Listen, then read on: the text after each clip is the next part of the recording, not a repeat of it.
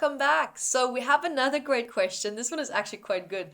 I'm actually made quite a big series around this topic in the premium site that we will be launching soon. I'm very excited.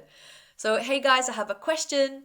Do you think someone that loves to eat junk food, knowing that it's bad for them and feeling motivated and not feeling motivated to stay healthy, is doing it because of a deeper issue like perhaps lack of self-love or something? I feel they don't think that they deserve to do better for themselves. And they perhaps don't see their own worth and they struggle to show love towards themselves. And I know she's been dealing with anxiety and also um, she doesn't like the taste of healthier food. That's funny. Okay, normally, most cases we don't all like the taste of healthy food. I can sometimes relate to that.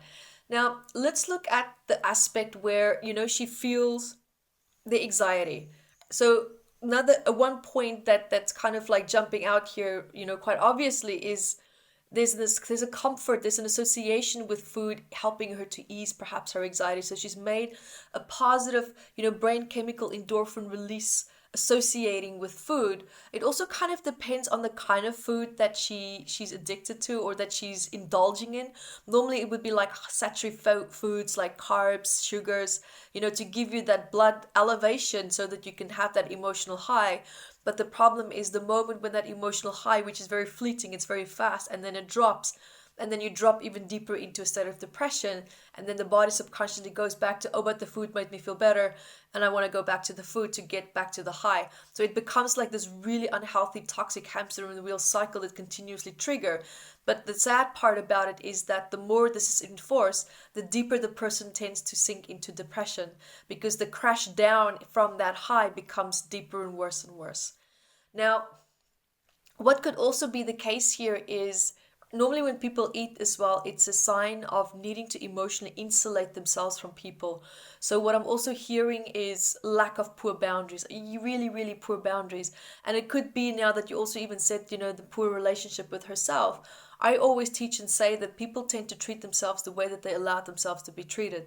Now, the problem is as a child, you don't always have control over how people treat you. So it's something that you often have to endure and just put up with until a certain point when you snap. Now, when you're treated badly by people, what happens is that your barometer for self-love and how much you feel that you're worthy of and what you deserve to be treated of becomes lower and lower and lower and lower. Hence the struggle of the relationship with herself because, her need for love and validation might have been really squashed and disrespected and probably most likely disregarded, which means that she's now disregarding her need for health, her need for love, her need for nurturing.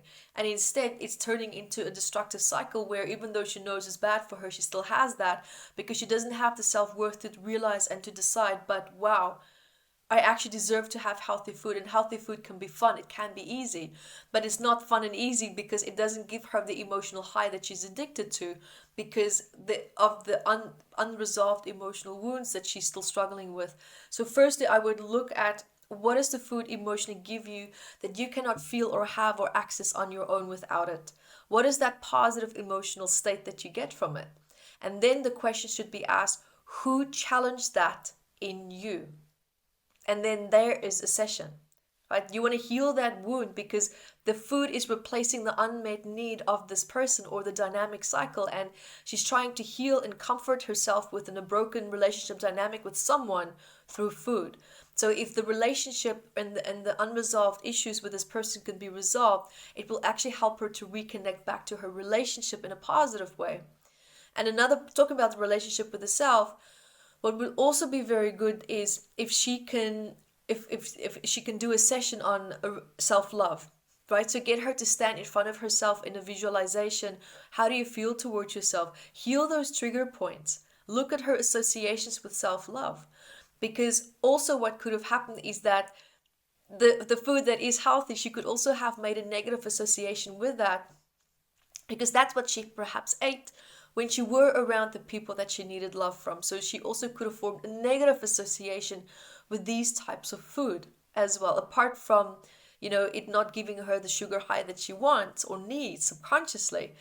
It could also be that there's a negative association with certain food types because it subconsciously brings up negative memories that she's now feeling, or perhaps biochemically, not consciously biochemically in the body, the emotional body, reliving.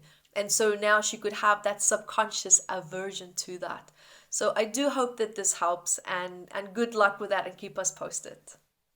Hi guys, thank you for joining me, and remember to grab your copy of Metaphysical Anatomy on Amazon, 679 medical ailments. And I also wrote about the psychosomatic root causes of that, and I'm spoiling it because I even added key points for you to start looking at important questions that you can ask yourself to start improving your quality of life. And also remember to catch me on Instagram, Evette Rose 1 with the digit 1, and Metaphysical Anatomy on our Facebook fan page. Bye guys!